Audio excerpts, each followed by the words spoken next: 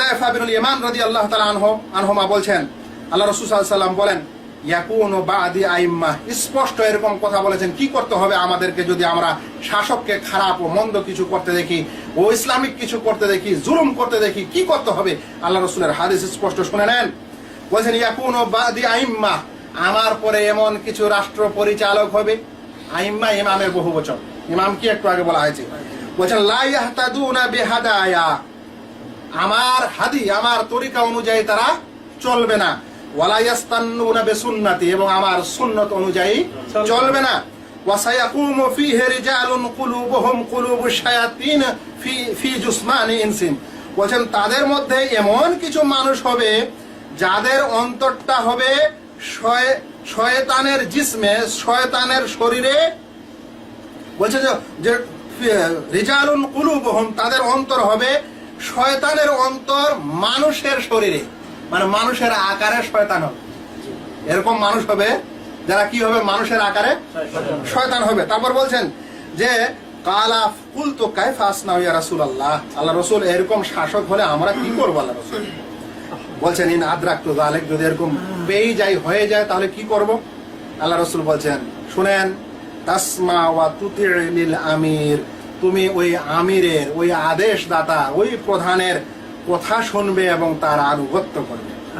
Wine দরিবা যাহরুক ওয়া উখিদা মালুক, যদি তোমার পিঠে আঘাত করা হয় বা চাবুক লাগানো হয় কিংবা তোমার মাল সম্পদ নিয়ে নেওয়া হয়, ফাসমা ওয়া আতি, তারপরও শুনো, তারপরও আনুগত্য করো।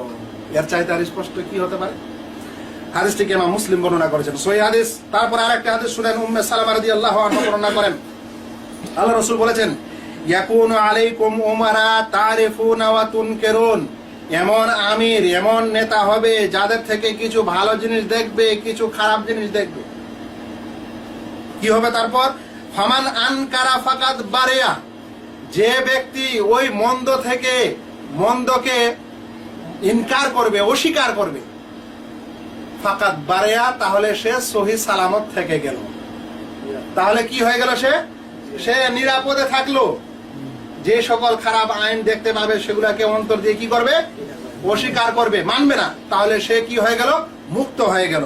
মানে মানে মানে কি থেকে? গুনাহ থেকে মুক্ত হলো। ওয়ামান কারেহা ফাকাদ সালেমা, আর যে ব্যক্তি অপছন্দ করলো সেও সালামত থেকে গেল। অন্তর দিয়ে অস্বীকার করলো তাও ঠিক, ঘৃণা করলো তাও ঠিক। ওয়ালাকিন মান রাদিয়া ওয়া তাবা, কিন্তু যে ব্যক্তি ওগুলো থেকে সন্তুষ্ট থাকলো এবং ওগুলো করলো, তার জন্য সমস্যা। তাই দেশে যদি খারাপ আইন হয়, আপনি ওগুলাকে অপছন্দ করবেন, ওগুলাকে অস্বীকার করবেন, মানবেন না, পারতপক্ষ দেশের শাসককে নসিহত করবেন, মানুষকে নসিহত করবেন, তাহলে আপনার ঈমান সালামত থেকে যাবে ইনশাআল্লাহ। আল্লাহ রাসূলকে জিজ্ঞাসা করা হলো আফালা নাকতুলুহুম, আল্লাহ রাসূল এদেরকে হত্যা করবে না যারা এরকম করবে?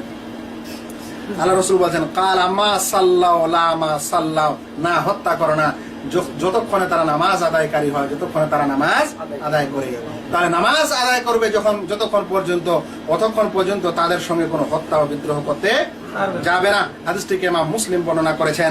আর একটি হাদিসে বলছেন আল্লাহ রাসূল ইল্লা আন তারাউ কুফরান বাওয়াহা ইনদাকুম মিনাল্লাহি বুরহান, বলছে ইনদাকুম মিনাল্লাহি ফীহি বুরহান, যদি তাদের মাঝে, মানে তাদের আনুগত্য করো, যদি তাদের মাঝে স্পষ্ট কুফরি দেখতে পাও। কি স্পষ্ট কুফরি? কথার মানে দ্বারা কুফরি না, ওলামাদের ব্যাখ্যা বাদ দিয়ে নিজে কুফরি বললে হবে না।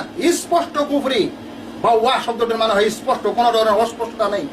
তারপরে বলছেন এমন স্পষ্ট, ইনদাকুম মিনাল্লাহি ফীহি বুরহান, আল্লাহর পক্ষ থেকে তোমাদের কাছে ওই কুফরি সাব্যস্তের জন্য বুরহান থাকে, দলিল থাকে। তারপরে কাফের বলবেন, নচেত বলতে পারে না। হাদিসটিকে ইমাম বুখারী কিতাবুল ফিতানে বর্ণনা করেছেন। আর লাস্ট হাদিসটি শুনেন, আল্লাহ রাসূল সাল্লাল্লাহু আলাইহি ওয়াসাল্লামের হাদিস ইবনে মাসউদ রাদিয়াল্লাহু তাআলা আনহু বর্ণনা করে বলেন সাতাকুনু আথরা, খুবই গোলযোগ ও ফিতনা হবে। ওয়া উমুরুন তুনকিরুনাহা, এমন কিছু বিষয় হবে যেটা তোমরা অপছন্দ করবে।